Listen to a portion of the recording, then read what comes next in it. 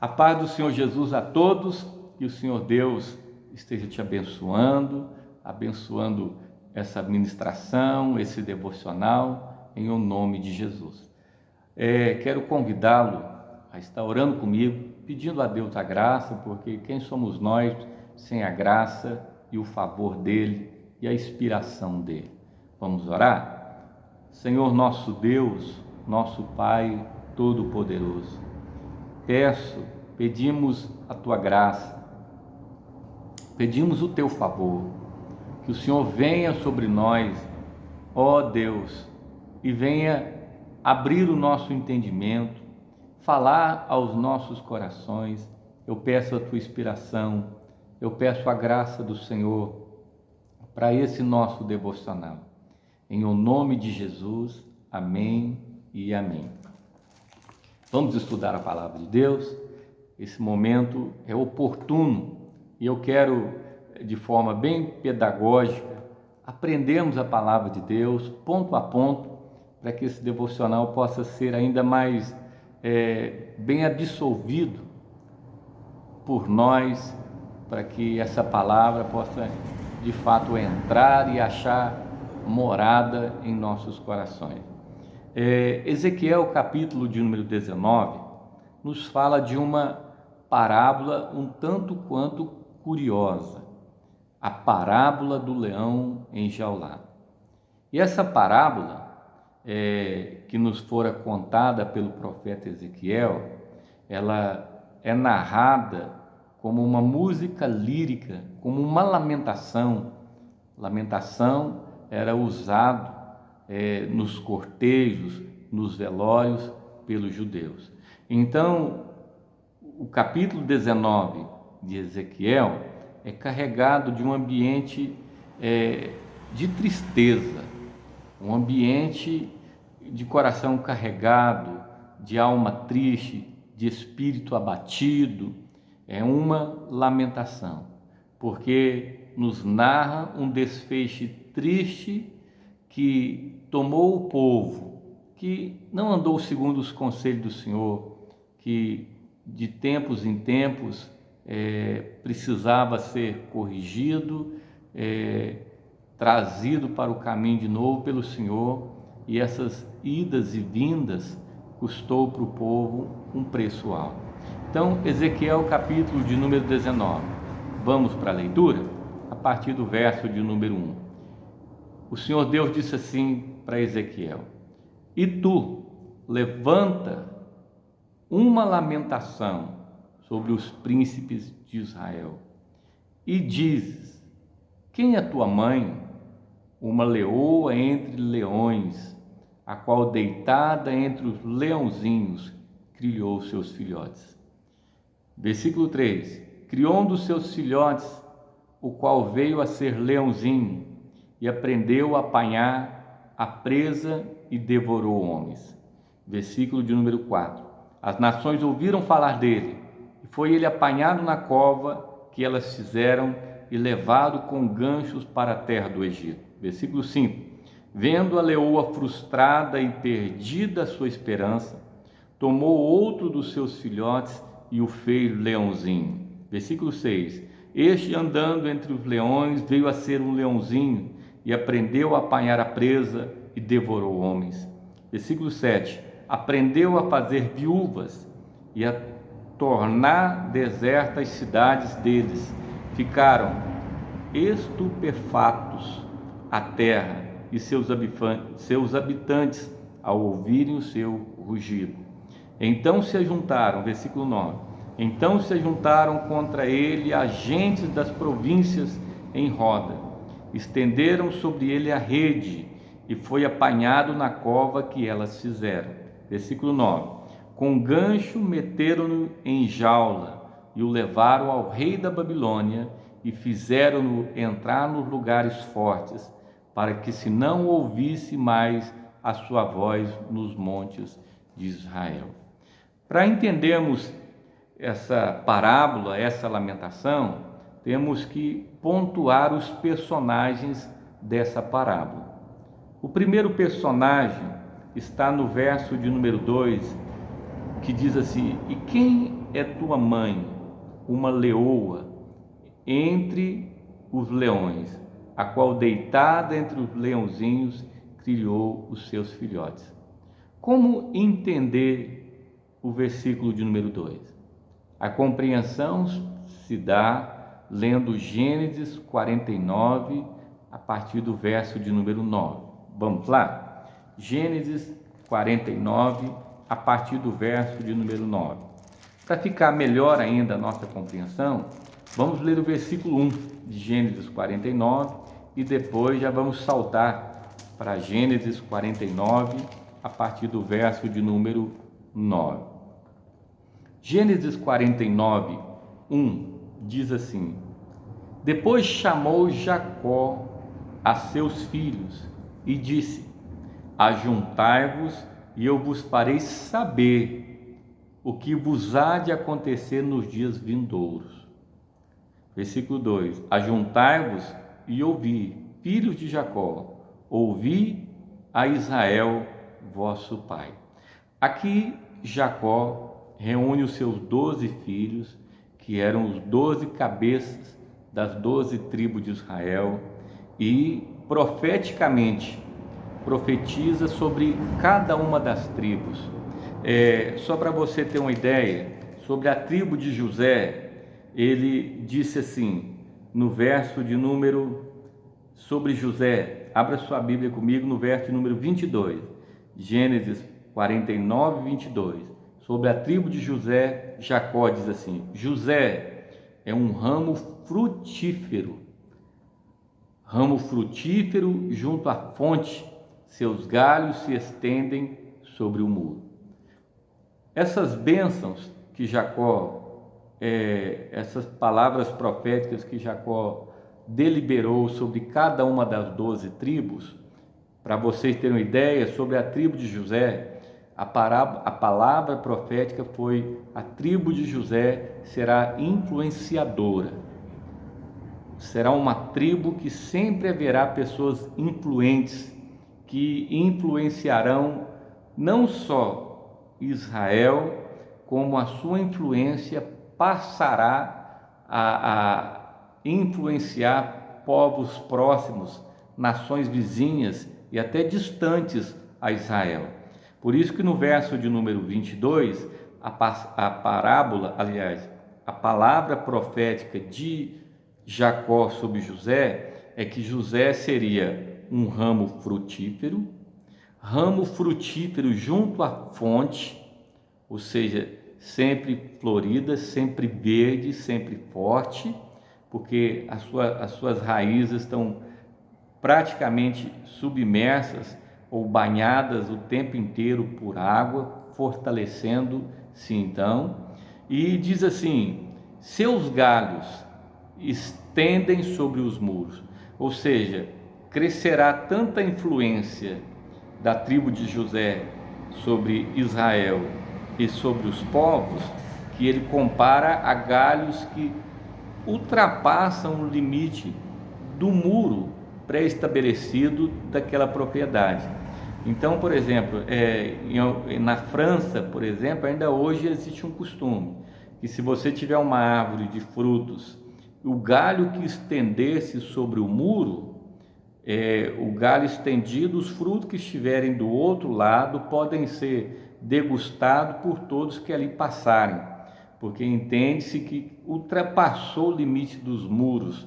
Isso nos fala de influência. Então, sobre a tribo de José, só para entendermos, a palavra profética deliberada por José sobre cada uma das 12 tribos, sobre José era a palavra profética da influência. Ainda hoje existem tantas pessoas que são como a tribo de José. A bênção de Deus na vida deles e delas é tão grande que eles conseguem influenciar as pessoas à sua volta, conseguem influenciar pessoas no trabalho, no bairro, e essa influência muitas vezes ultrapassa os limites do município, estado e até o mundo. Quantas pessoas em seus depoimentos, em suas histórias de vidas, em coisas criadas, enfim, conseguiram impactar sua casa, seu local de trabalho, seu município, ultrapassou os limites e foram além do estado, além do seu país, e impactou a muitos. Então a bênção que Jacó deliberou sobre José era a bênção da influência. Eu quero que o Senhor Deus venha com essa bênção sobre a minha e a sua vida, que as nossas vidas possam se tornar influentes, que possamos influenciar outros através da bênção de Deus nas nossas vidas, através da palavra de Deus em nós, enraizada em nós, através dos dons que o Senhor Deus nos revestir dele, que possamos fazer com que a nossa influência não se limite apenas à nossa casa, bairro ou município, que possamos ser como a árvore cujo galho ultrapassou o limite dos muros ou da propriedade. Mas falando sobre a leoa, que é o texto em estudo, que está lá em Ezequiel capítulo de número 19, verso 2, essa leoa nos fala da tribo de Judá. Olha qual foi a palavra profética deliberada por Jacó à tribo de Judá. Está no verso de número 9, do 9 ao verso de número 10.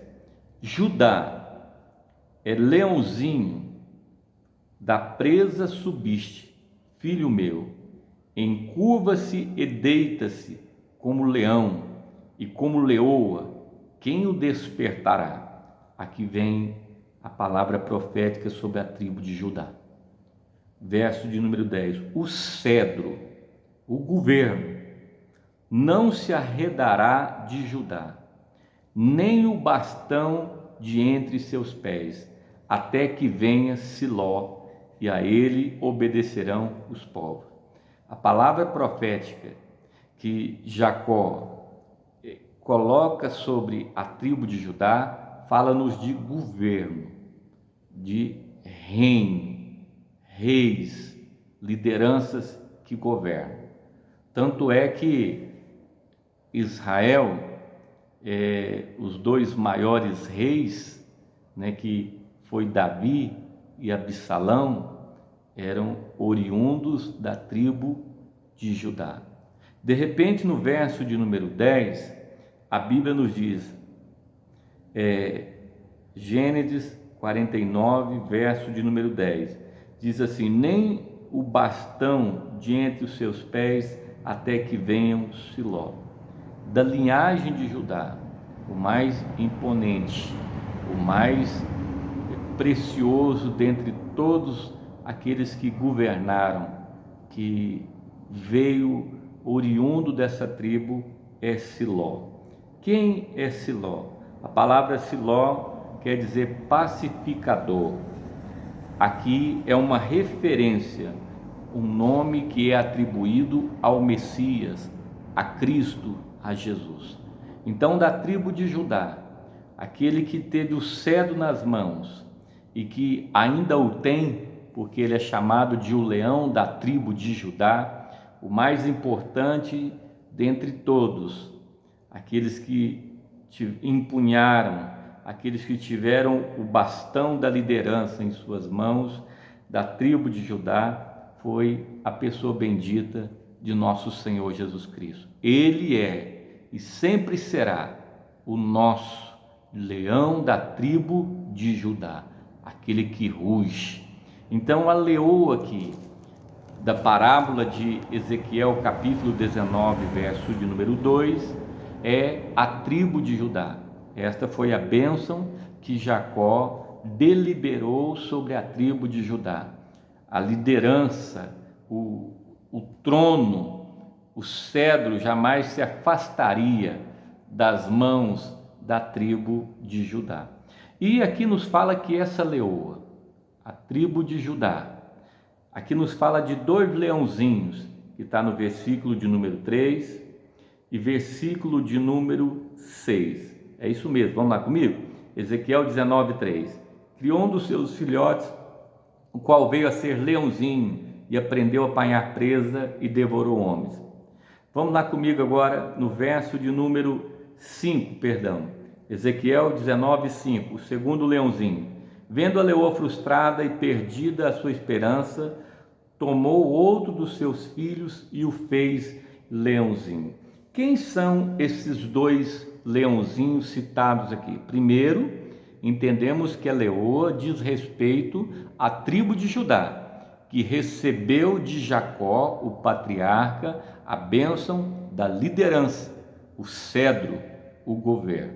Esses dois leãozinhos aqui, a Bíblia nos fala que um foi levado para o Egito, né? Deixa eu estar só situando aqui para vocês. São dois reis de Judá na época do início do cativeiro. Esses dois reis foram Jeoacás e Joaquim. A Bíblia nos fala que esses dois leãozinhos, que são dois reis, foram apanhados e levados cativos para terras distantes. E outra coisa interessante é que acerca desses leãozinhos, a palavra leãozinho aqui quer dizer leão novo, na sua força, na sua plenitude, no seu vigor.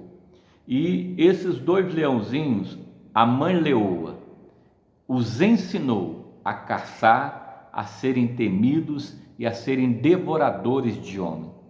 Ou seja, até hoje, no continente africano e em alguns lugares próximos ao continente africano ali, que existem leões que devoram pessoas, precisam ser abatidos, porque eles tomam o prazer, o gosto pela carne humana e se tornam temidos, precisam ser abatidos. E esses dois leões aqui, eles eram tão temidos e respeitados porque eles eram príncipes, eles foram reis. Aqui nos fala de Jeoacás e Joaquim. Esses dois reis, lá no verso de número 4, a Bíblia diz assim, verso número 4 de Ezequiel 19, falando do primeiro rei: as nações ouviram falar dele, e foi ele apanhado na cova que elas fizeram e levado com ganchos para a terra do Egito. Depois vai nos falar do segundo leãozinho, verso de número 6. Este, andando entre os leões, veio a ser um leãozinho e aprendeu a apanhar presa e devorou homens. Verso de número 8, falando sobre o segundo leãozinho. Então se juntaram contra ele as gentes das províncias em roda, estenderam sobre ele a rede e foi apanhado na cova que elas fizeram. Com gancho meteram-no em jaula e o levaram ao rei da Babilônia. Ou seja, o primeiro rei, Jeoacás, fora levado cativo para o Egito. O segundo rei, Joaquim, foi levado cativo para a terra da Babilônia. E diz a Bíblia que então a mãe leoa se entristeceu muito, porque os dois leãozinhos foram criados para reinar, foram criados para serem temidos. Interessante, contextualizando, trazendo essa parábola para os dias de hoje, quem se enquadraria hoje como a leoa, a tribo de Judá? A leoa hoje, assim como o caráter primeiro da leoa era formar seus filhotes para que fossem temidos e fortes, quem tem esse papel hoje no mundo é a igreja. A igreja tem o papel de discipular, tem o papel de curar, tem o papel de acompanhar, para que as pessoas se tornem leões, para que as pessoas possam, nesse mundo, serem servos e servas de Deus, que possam rugir, que possam fazer Satanás fugir, que possam fazer Satanás temer ao seu rugido. Então, a leoa é a igreja. A igreja é uma formadora de líderes. A igreja é uma formadora de campeões. Quantas pessoas que chegam para a igreja, a leoa, chegam desacreditadas por si mesma, pela família, pela sociedade e de repente, de um ninguém, de um desacreditado, de um improvável, se torna um homem de Deus, uma mulher de Deus, respeitado, admirado, respeitado pelos céus e respeitado no inferno. Porque a Bíblia nos fala que quando Paulo, os filhos de Cefas expulsaram os demônios, e eles falaram assim: nós te expulsamos em nome do Deus a quem Paulo prega, do Jesus a quem Paulo prega. Então aquele homem possuído pelos demônios disse assim: eu sei quem é Paulo, bem sei quem é o Jesus que ele prega, mas e vós, quem sois? Diz a Bíblia que eles apanharam e muito daquele homem possuído por demônios. Então Paulo era respeitado nos céus e temido no inferno, porque ele era um leão a rugir.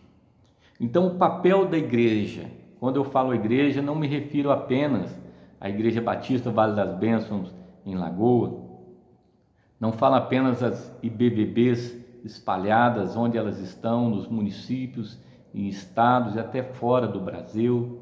Me refiro ao corpo de Cristo, me refiro à igreja como um todo, em todas as partes do mundo. A igreja é uma formadora de leões e leoas, que saqueiam o inferno, que chutam os portões do inferno e que tiram das mãos de Satanás aqueles que estão por ele aprisionados. Então, meu irmão, minha irmã, você que me escuta, você que me assiste, o Senhor Deus tem sobre a minha e a sua vida uma palavra profética que foi deliberada por ele a nós. Ele disse assim: eis que vos dou poder e autoridade para pisar de serpentes e escorpiões e todo o poder do mal, nada, absolutamente nada vos causará mal algum ou dano algum. Nós temos o poder do nome de Jesus para que possamos reinar, para que possamos ser leões a rugir, para que possamos ter o respeito e que possamos ser temidos pelo inferno e por seus demônios. Então, a leoa, Judá, é representada hoje pela igreja. E quem são os dois leãozinhos? Em Ezequiel 19, o texto se refere a Jeoacás e Jeoaquim, dois leões que foram preparados, que foram adestrados para serem caçadores, apanharem suas presas, conquistarem, levar o temor, o medo e o espanto, principalmente quando rugia na sua força. Esses dois leãozinhos representam todos nós. Nós fomos treinados pela mãe leoa, pela igreja, para exercermos autoridades, para sermos cabeça e não cauda, para governarmos e não sermos governados. Quando eu me refiro a governar e não ser governado, não me refiro aos poderes constituídos em qualquer uma das três esferas, seja municipal, estadual ou federal. Não me refiro a esse poder. Digo poder e autoridade no mundo espiritual, como embaixadores do reino de Deus, como pessoas que representam o reino de Deus aqui na terra. Nós fomos primeiro acolhidos pela mãe leoa, depois ensinados, adestrados, discipulados para ir e conquistar. O Senhor Jesus diz assim no Evangelho de Marcos, capítulo 16: ide por todo o mundo e pregai o Evangelho a toda criatura. A igreja nos recebeu, nos preparou e depois nos envia para reinar, para conquistar. Mas, a exemplo desses dois leõezinhos, ou leões novos, é o que acontece muitas vezes com muitos de nós. Somos apanhados, caímos nos laços, nas armadilhas que são colocadas por Satanás no nosso caminho. A armadilha da tristeza, a armadilha do divórcio, a armadilha da separação, a armadilha da decepção, a armadilha do desânimo, a armadilha de cairmos em pecados que ofende, que machuca a nossa moral, a nossa integridade. O propósito de Satanás é esse, é de nos levar cativos. Queridos irmãos, repare que tanto o Egito como a Babilônia não mataram esses dois leãozinhos. O primeiro aqui, que é Jeoacás, que fora levado pelo Egito, e depois Jeoaquim, que foi levado pela Babilônia. Eles não mataram esses dois leãozinhos, eles o prenderam. É interessante que nos revela o propósito de Satanás. O propósito de Satanás na nossa vida não é nos matar, não é de nos tirar a vida, porque se morrermos, o apóstolo Paulo diz assim: para mim o viver é Cristo e o morrer é lucro. Se nós estivermos com Cristo, nossas vidas guardadas em Cristo, se fecharmos os olhos nessa terra, estaremos na eternidade com Deus. Então o propósito dele não é nos matar, o propósito dele é nos manter vivos, porém cativos. Quantas pessoas, quantos de nós, se já não estivemos, talvez estejamos hoje, estamos vivos, estamos na igreja, porém não representamos nenhuma ameaça a Satanás. Não representamos nenhum perigo ao reino das trevas. Talvez você tenha um chamado, você foi vocacionado por Deus e você está sentado em um banco, preso ao passado, preso a N situações, preso a N circunstâncias.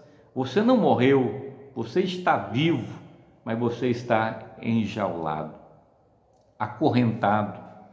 Então o propósito de Satanás é fazer com que os servos de Deus, com que as servas de Deus, principalmente aqueles e aquelas que foram ameaças ou que são ameaças para o reino dele, para o reino das trevas, o propósito dele é nos envergonhar.